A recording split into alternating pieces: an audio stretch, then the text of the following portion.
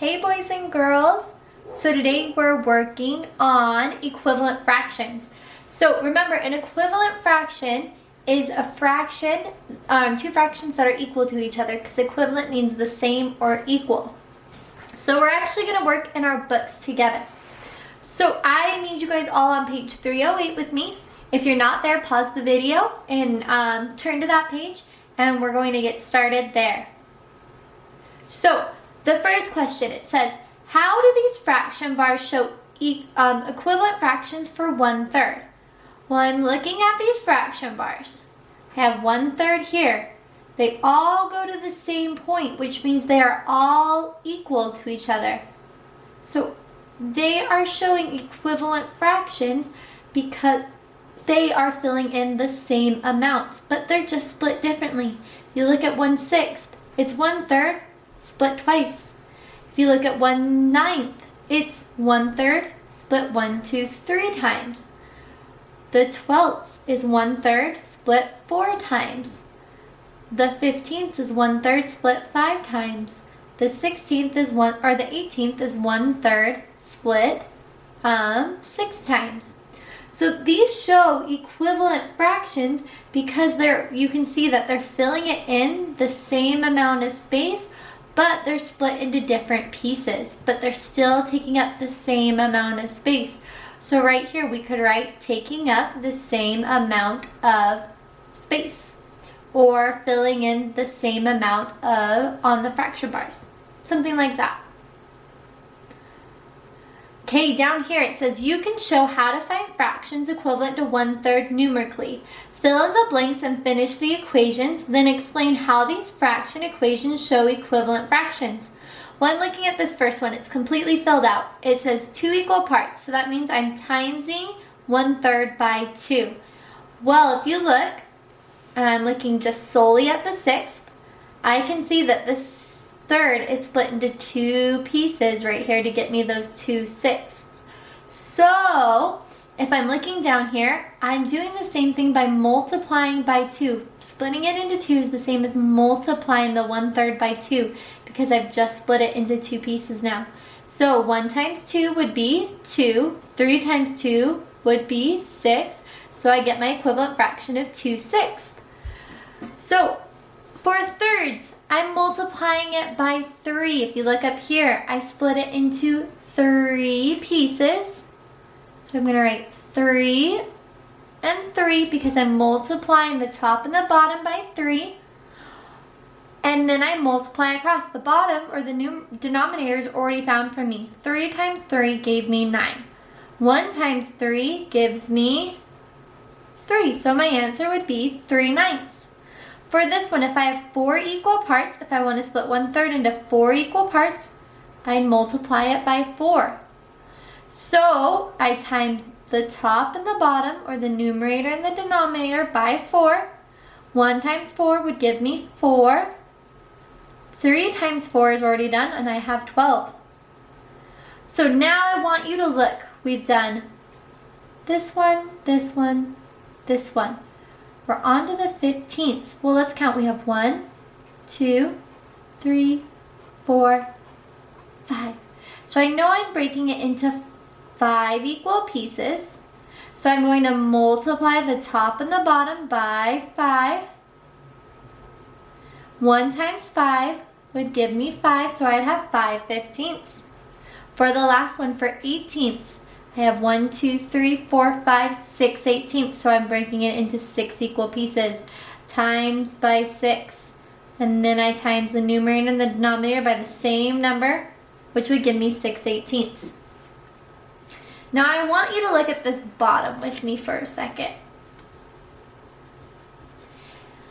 It says tell whether the fractions are equivalent. So I'm going to look at 1/6 and 2/12. I'm going to think, can I get 1/6 to 2/12? I'm going to start by looking, and I could even use this if I wanted to. If I looked all the way down, I could see, I'm trying to make sure it's even from my side, 1/6 hits right here, which would be 1/2/12. So I could use fraction bars to help me. Or I could do the, I could try to figure out if there's multiples or if these are multiples of each other's or factors of each other's. So I want you guys to think 1 times what gives you 2? It would be 2, right? Well, 6 times what gives me 12? It would be 2. So, since I multiplied the numerator and the denominator by the same number, you can see it here and here, that means they're equivalent. So yes, these ones are equivalent. Try these two on your own. Pause the video and try them on your own. Make sure you pause the video. When you're ready, unpause it. Okay, so we're gonna solve these ones now. 3/6 and 5/9. I'm gonna think, can I multiply anything by 3 to get to 5? No, I can't. So that means, and I could even look at the 6. Can I multiply anything by 6 to get to 9? And the answer is no, nothing can. So these are not equivalent fractions. Now I'm gonna look at 6/12 and 8/15. Can I multiply anything by 6 to get to 8/15?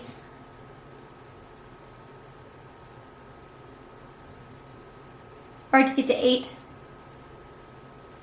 The answer is no, there isn't anything.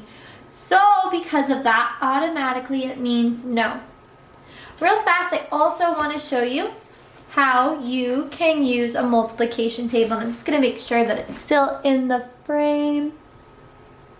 You guys can see it.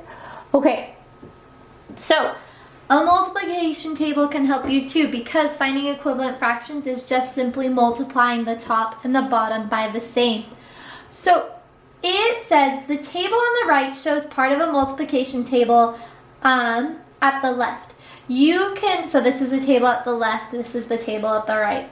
You can find fractions equivalent to 1/3 using the products, which is the answer in multiplication, in the rows for factors and 1 and 3. So if I look right here, I have my fraction 1/3 and 6/18. So if I take this 1 and I multiply it by 6, I would get 6. If I took this 3 and multiplied it by 6, I'd get 18.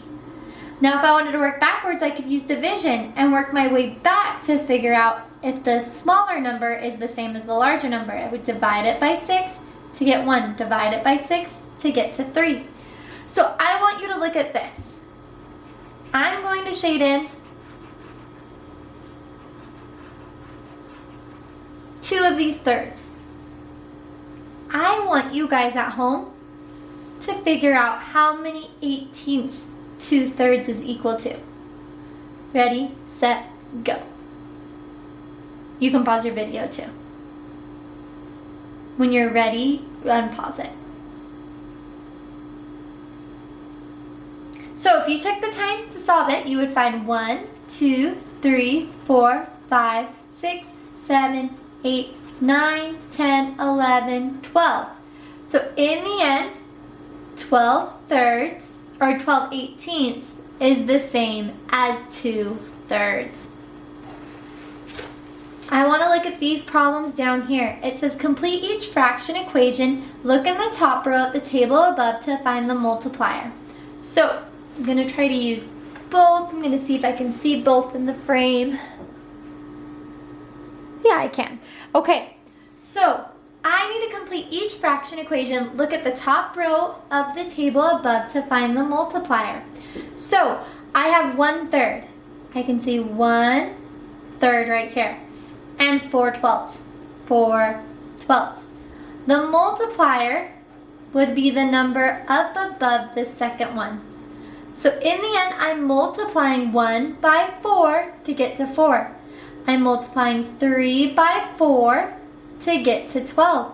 So I should be multiplying the top and the bottom both by 4. 1/3 is the same as 9/27. So the same thing, we're going to go 1/3 and then find 9/27. And you can see they line up right above each other.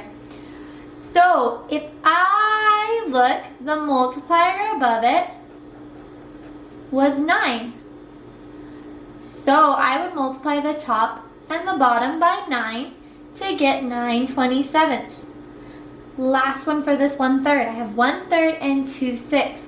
So I find 2 by the 1 because they match. 3 and the 6. See how the 1 and the 2, 3 and the 6. I'm almost like creating this invisible, well, there is somewhat of a line.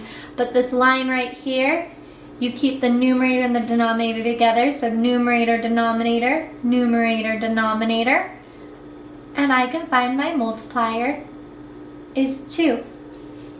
I want you guys to take the next few minutes and try to solve these 3 problems on your own. I want you guys to pause the video, solve them, and when you're ready, turn it back on and find the answer. So for 1/4, I need to find 1/4 in here. So I find my 1 and my 4th. Now I need to find 3/12. See right here and right here. So my multiplier for this one would have been 3. I multiply the top and the bottom, or the numerator and denominator, both by 3. For 3/10, so I'm finding 3 right here and tenths right down here. So I followed along. 3/10 equals 30/100. So I followed along. Here's my 30, followed along. Here's my hundredths. So I know I'm multiplying both sides by 10. I look at this top part and it tells me my multiplier. If you need to use this on your work, you can.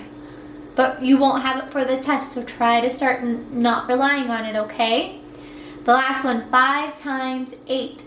Or not 5 times 8. 5/8 equals 30/48. So I find 5 and I find 8. So that's my 5/8. Now I go along my 5s because I have to stay in the same row. I find my 30th and I follow along the 8th and I find my 40th.